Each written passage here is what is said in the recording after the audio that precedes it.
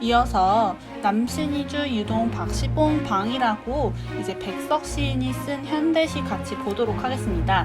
우리 제목의 의미를 항상 먼저 살펴보고 작품을 분석하면서 감상하잖아요. 남신이주 유동 박시봉 방이라고 딱 제목만 보면 어떤 의미인지 파악하기 어려울 거예요. 하지만 쉽습니다.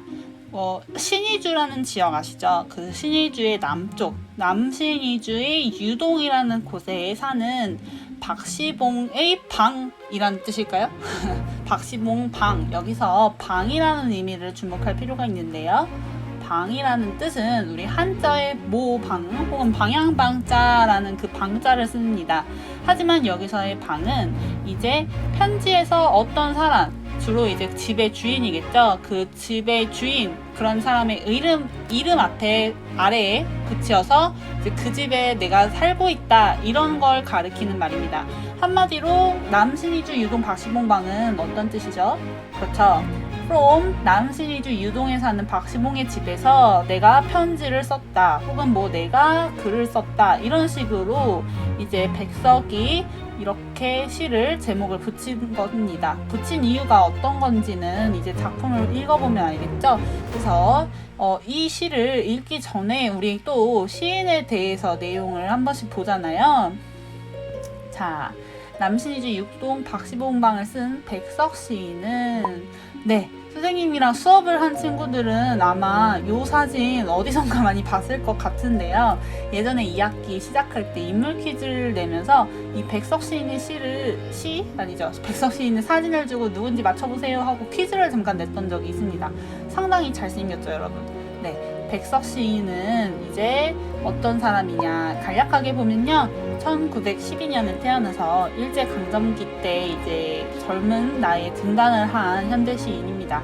그래서 본명은 백기행이고요. 여기에서 이제 1996년까지를 산 것으로 추정이 되는데, 주로 토속적인 언어를 사용해서 우리나라의 그 뭔가 향토적인 분위기 혹은 뭐 사투리 이런 것들을 잘 활용하고, 우리가 배우는 오늘의 시인 이 남신이주 유동 박시봉방 시에서도 그 어떤 토속적인 소재라던가 실제 사투리, 방언이 되게 잘 드러나 있어요. 그래서 읽으면 약간 우리 그 정서, 따뜻한 고향의 분위기, 이런 것들이 좀 잘 느껴진다고 볼 수 있습니다.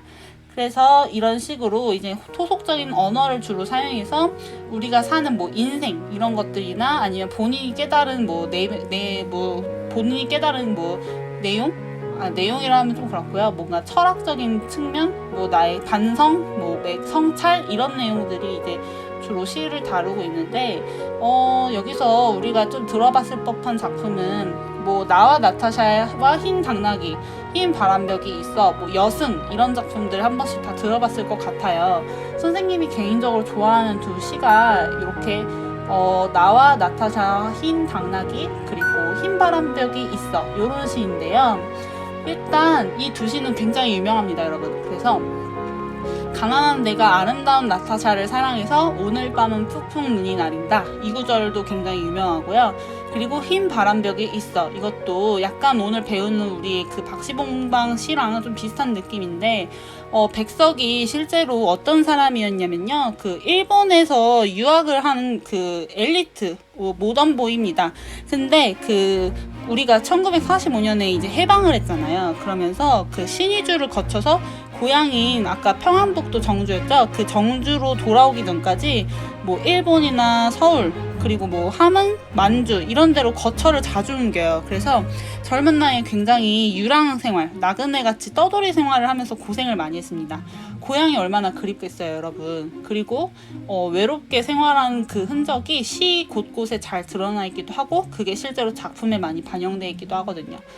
내가 혼자 외로움을 느끼는 그러한 뭐 외로움과 그 삶에 대한 어떤 고뇌, 이런 것들이 좀 깃들여 있는 작품들이 많습니다.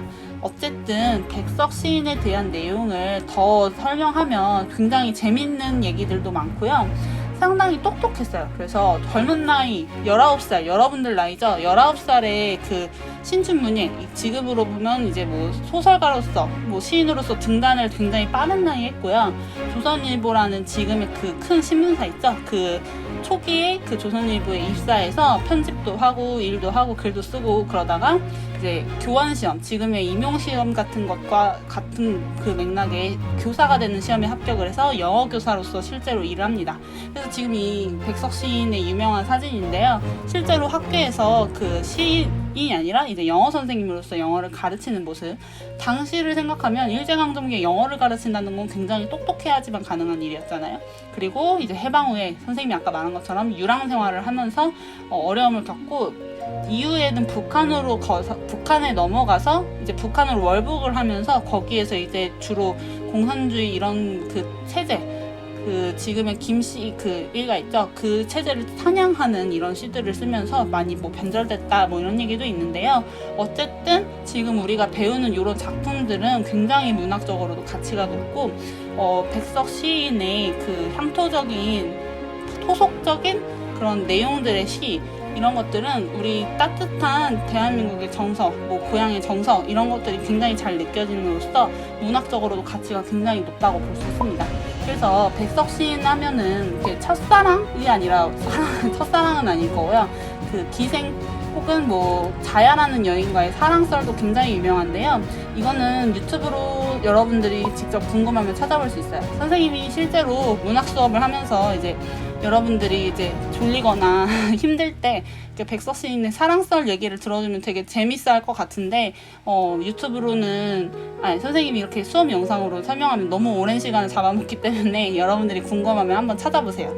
이 내용으로 유튜버들이 다루는 영상들이 상당히 많습니다. 어쨌든 이제 백석 시인까지 간략하게 보았고요. 그러면 작품을 한번 전체적인 신앙송 영상으로 감상을 먼저 해보도록 하겠습니다. 상당히 내용이 길기 때문에 차근차근 시를 음미하면서 이 내용에 대해서 한번 생각해 보도록 할게요.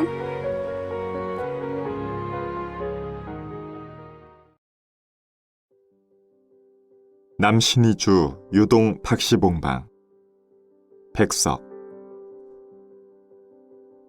어느 사이에 나는 아내도 없고 또 아내와 같이 살던 집도 없어지고 그리고 살뜰한 부모며 동생들과도 멀리 떨어져서 그 어느 바람 쐬인 쓸쓸한 거리 끝에 헤매이었다. 바로 날도 저물어서 바람은 더욱 세게 불고 추위는 점점 더해오는데 나는 어느 목순의 집 헌사슬간 한 방에 들어서 쥔을 붙이었다. 이리하여 나는 이 습내나는 춥고 누긋한 방에서 낮이나 밤이나 나는 나 혼자도 너무 많은 것 같이 생각하며 디롱배기에 북덕불이라도 담겨오면 이것을 안고 손을 쬐며 제 위에 뜻없이 글자를 쓰기도 하며 또 문 밖에 나가지도 않고 자리에 누워서 머리에 손깍지 벽에를 하고 굴기도 하면서 나는 내 슬픔이며 어리석음이며를 소처럼 연하여 새김질하는 것이었다. 내 가슴이 꽉 메어올 적이며 내 눈에 뜨거운 것이 핑쾌일 적이며 또 내 스스로 화끈 낯이 붓도록 부끄러울 적이며 나는 내 슬픔과 어리석음에 눌리어 죽을 수밖에 없는 것을 느끼는 것이었다.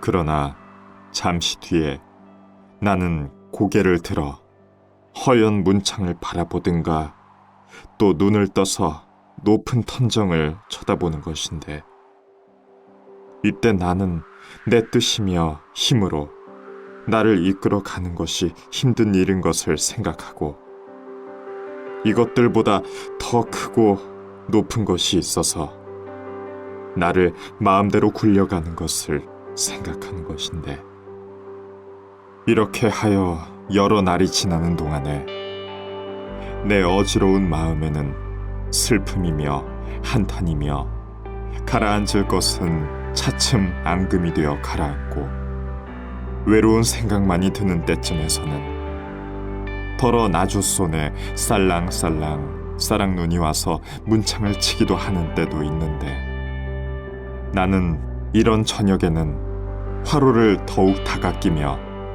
무릎을 꿇어보며 어니 먼 산 뒷옆에 바우섭에 따로 외로이 서서 어두워 오는데 하이하니 눈을 맞을 그 마른 잎새에는 살랑살랑 소리도 나며 눈을 맞을 그 드물다는 굳고 청한 갈매나무라는 나무를 생각한 것이었다.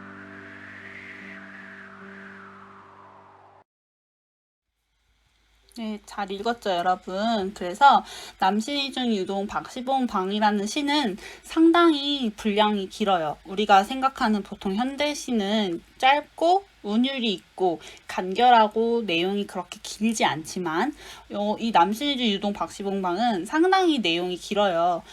그래서 산문적이다 혹은 뭐 설명문까지는 아니고 뭔가 일기 같은 그런 어떤 산문의 특징처럼 보이는 내용들 알죠? 그 형태가 이제 여기서 드러나지만 여기 내용을 보면요. 그 쉼표로 이제 내용 그 행 계속 구분하고 있죠. 그래서 쉼표를 통해서 한 번씩 이제 쉼표를 따라서 쉬면서 읽으면요. 어느 정도 운율이 갖춰진 건 아니어도 글을 읽었을 때 어느 정도 그 통일된 호흡이라고 할까요? 그런 호흡들로 이제 이 시의 형식처럼 느껴지는 운율이 어느 정도 그 갖춰져 있다고 볼 수 있습니다.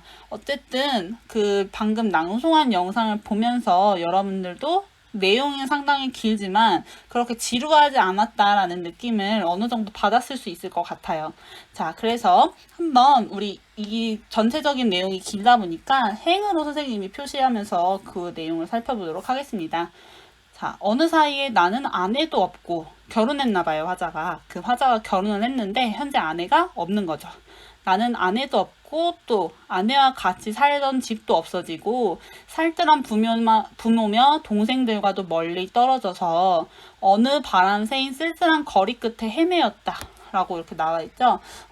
여기 보면요, 여러분, 바람 센 그 쓸쓸한 거리 끝에서 나는 헤매이고 있다. 이게 지금 화자가 어떤 상황인지 어떤 처지인지를 나타내면서 시가 시작되고 있죠. 아내하고도 떨어져 있고 부모도 동생들과도 멀리 떨어져 있는 외로운 홀로 지금 뭔가 쓸쓸한 거리에서 헤매이고 있는 유랑적인 삶 이런 것들 유랑하는 삶을 살고 있는 화자의 처지가 나타나고 있죠.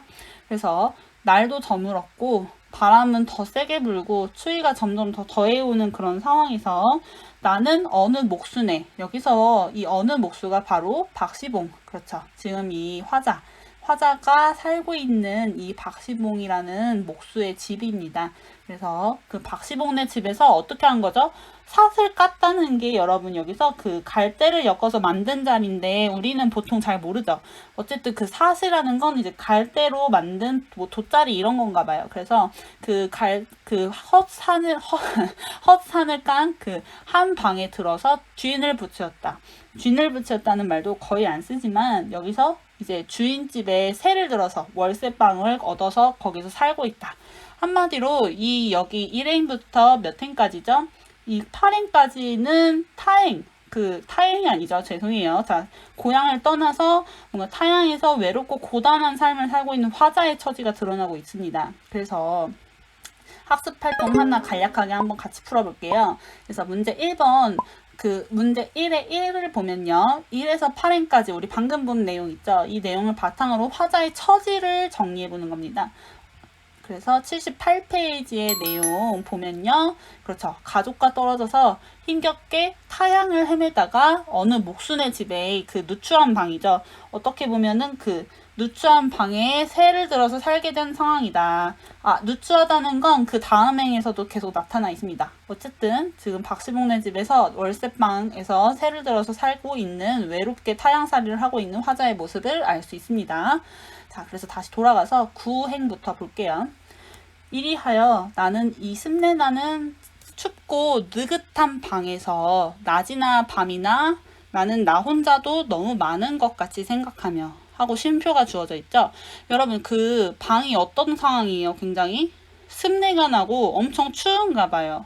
그쵸? 그리고 느긋한, 여기서 느긋하다는 건 메마르지 않고 좀 눅눅한 이런 뜻이죠. 한마디로 좀 뭐랄까요? 어두컴컴하고 춥고 반지하의 가장 열악한 환경이라고 하면 될까요? 그런 환경인데 선생님은 이 그 행을 보면서 항상 상상하면서 있거든요.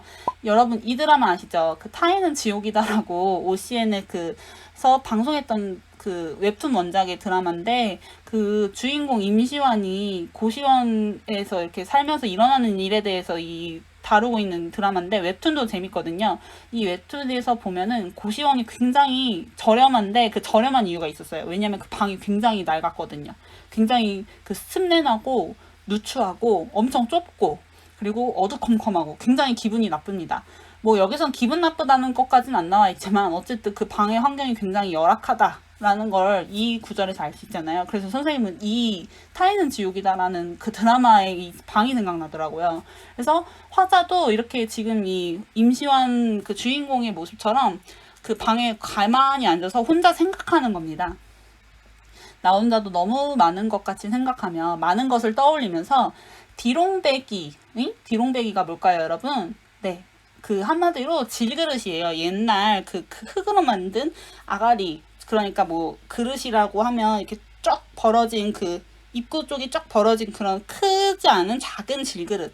한마디로 그런 그 흙그릇을 말하는 건데요. 요즘은 잘 안 쓰지만 어때요? 우리 옛 어른들이 뭔가 그 시골이나 아니면 뭐 옛날 선조 때부터 쓰던 향토적인 말이잖아요. 그래서 이런 디롱배기, 북덕불 이런 것도 다 어떻게 보면 지금은 쓰지 않지만 토속적인 소재라고 볼 수 있는 거죠. 그래서 북덕불은 한마디로 이제 집이나 풀로 막 섞어가지고 엉클어진 그 뭉텅이로 불을 피우면 거기서 쫙 타오르는 그런 불이에요. 그래서 그 그릇에 불이라도 담아오면 나는 추우니까 방이 이것을 안고 손을 쬐면서 제 위에 뜻없이 글자를 막 쓰기도 하면서 그러니까 너무 심심하니까 글을 쓰면서 그나마 무료함을 좀 달래는 겁니다. 그러다가 뭐 그런 것도 이제 지루해지면 다시 문 밖에 나가지도 않고 그쵸? 약간 사투리적인 표현이죠.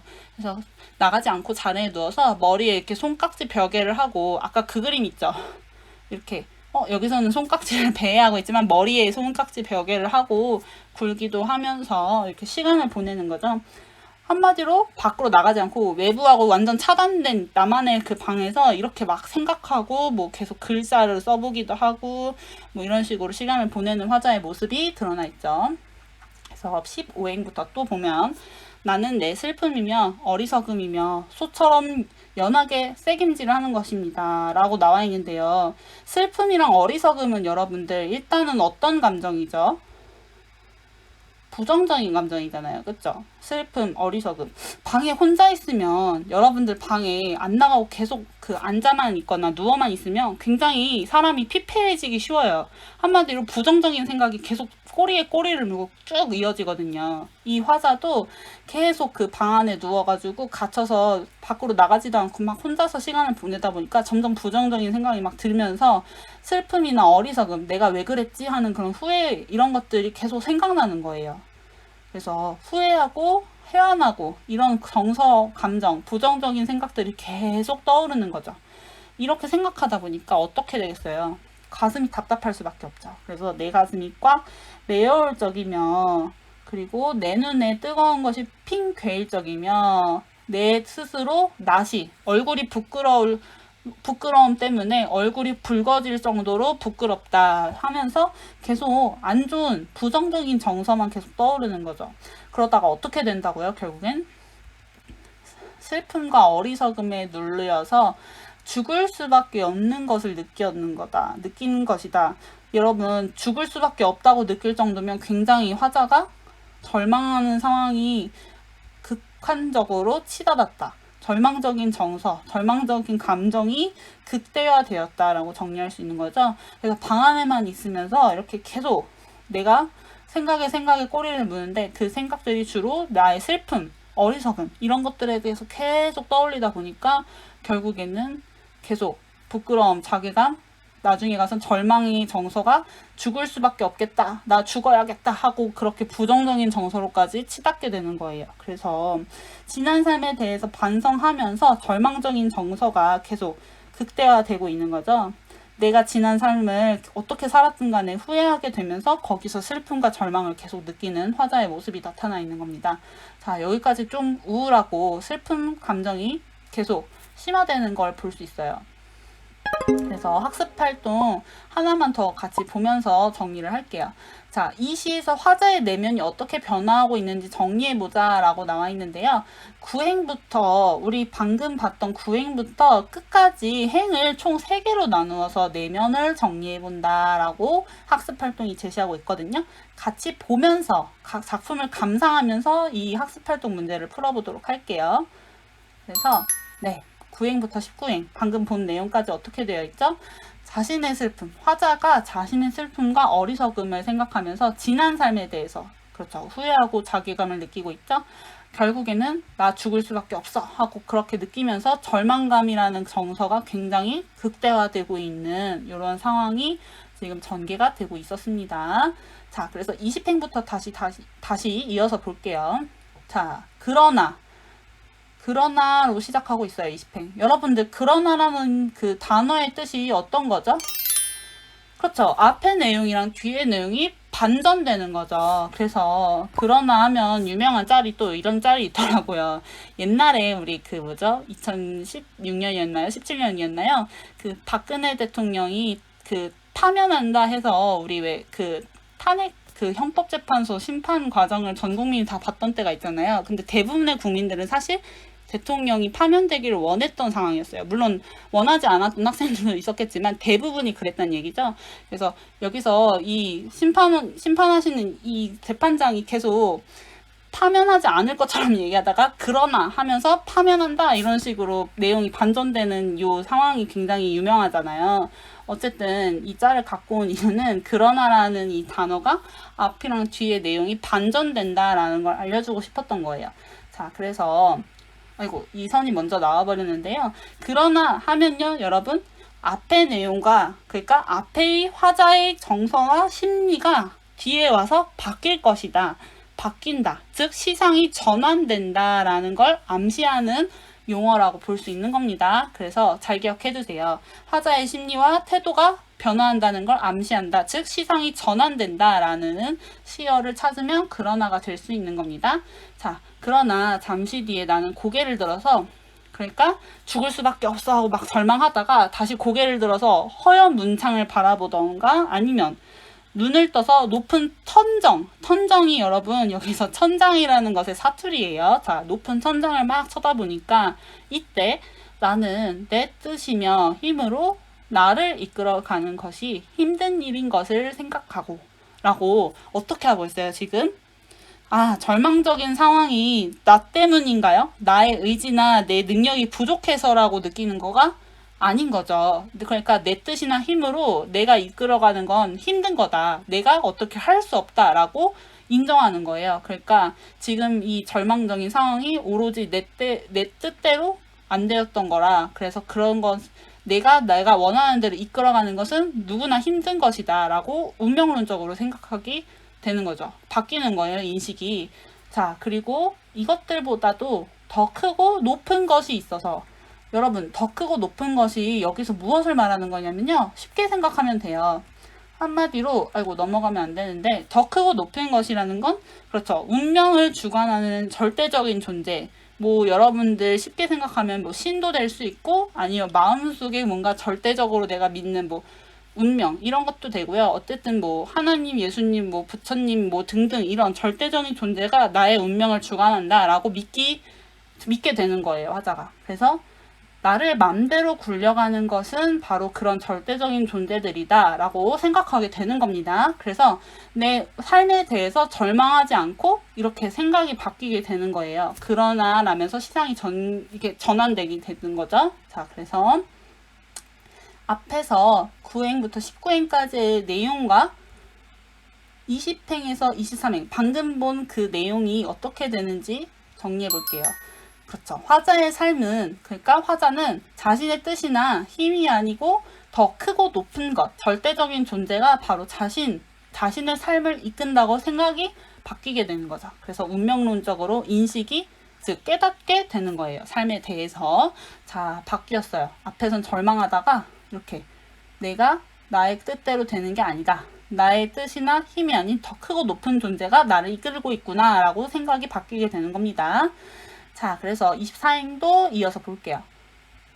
네, 이렇게 하여 여러 날이 지나는 동안에 내 어지러운 마음에는 슬픔이며 한탄이며 가라앉을 것은 어떻게 되었다고 하죠, 여러분? 차츰 앙금이 되어서 가라앉았다고 하죠.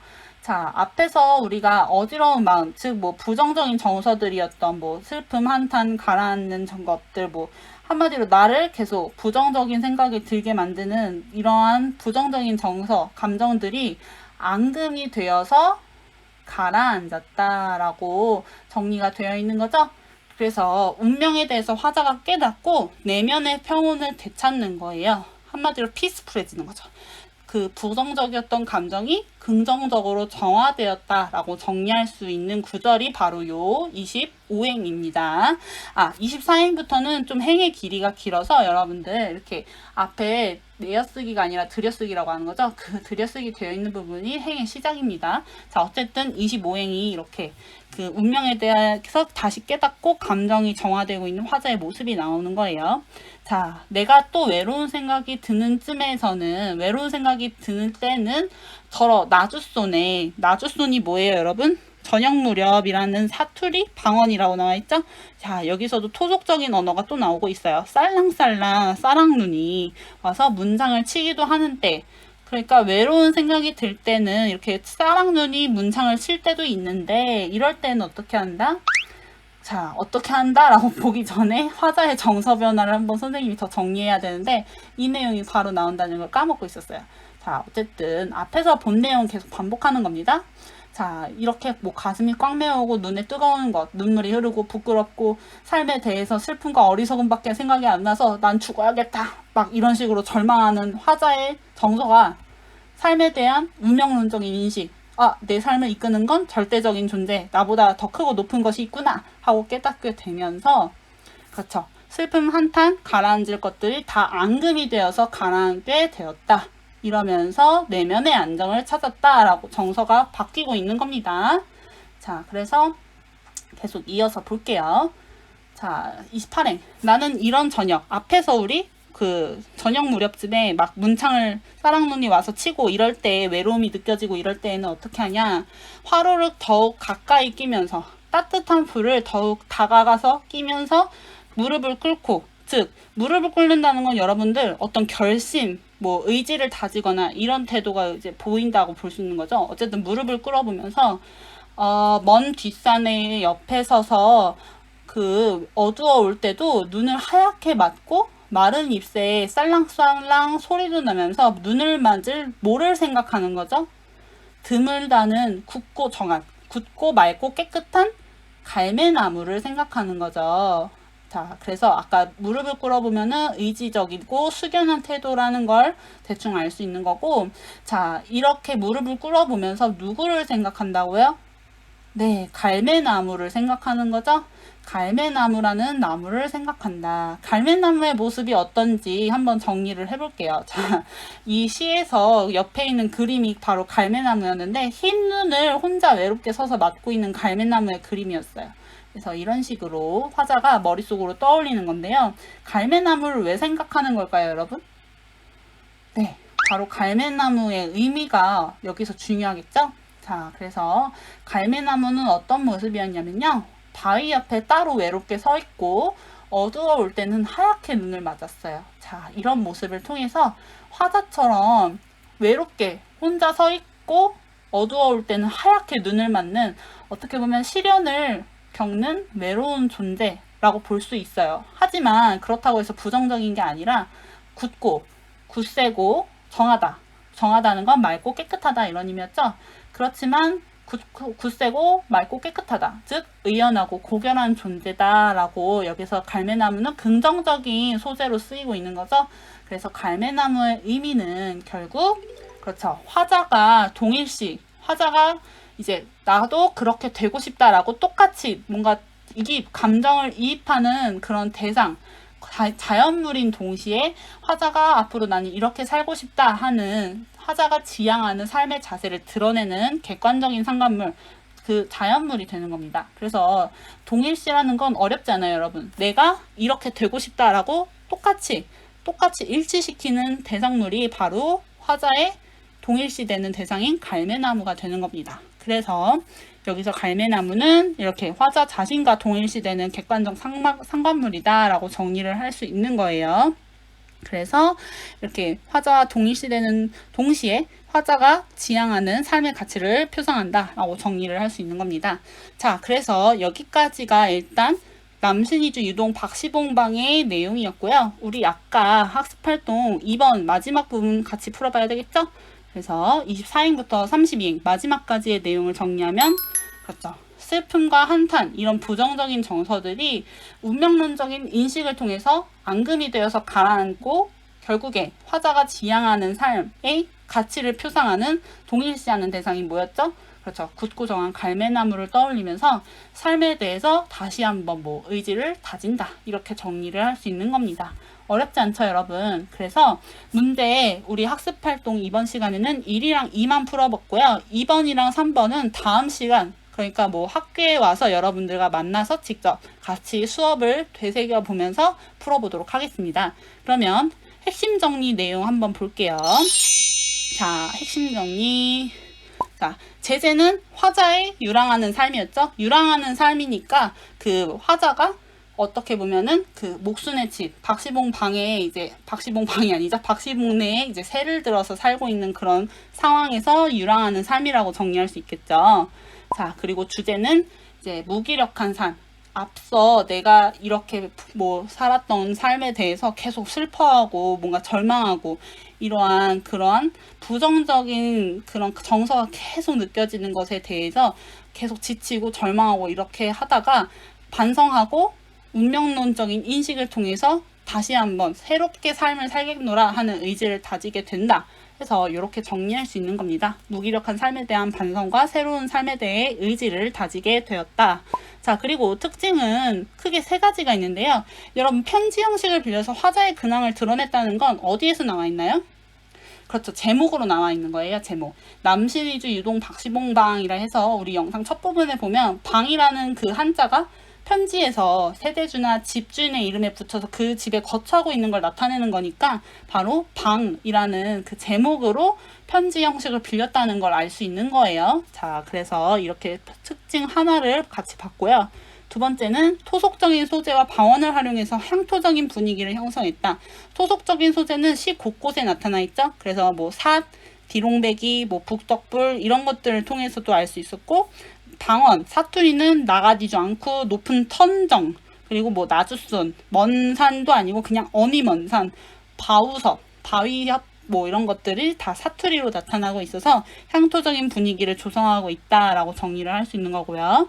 마지막 3번은 그렇죠. 산문적인 서술 형태. 쭉 그냥 글처럼 수필, 일기처럼 쭉 그냥 글이 나열하고 있는 그런 산문적인 특징의 서술 형태를 취하지만 쉼표가 계속 쓰이면서 어떻게 보면은 시처럼 운율이 깃들여 있다. 내재율이라는 건 한마디로 그 작품 속에 내재되어 있다. 운율이 한마디로 쉼표를 통해서 내재율이 생기고 있다라고 정리를 할 수 있는 겁니다. 어렵지 않죠? 자, 그래서 이 오늘 배운 남신이주 유동 박시봉방에 대해서는 이어서 다음 시간에 여러분들과 마저 마무리를 하도록 하겠습니다. 자, 그러면 이번 주도 온라인 수업 듣느라 너무 수고했고요. 학교에서 꼭 만나서 다음 수업을 이어갈 수 있길 바랄게요. 안녕.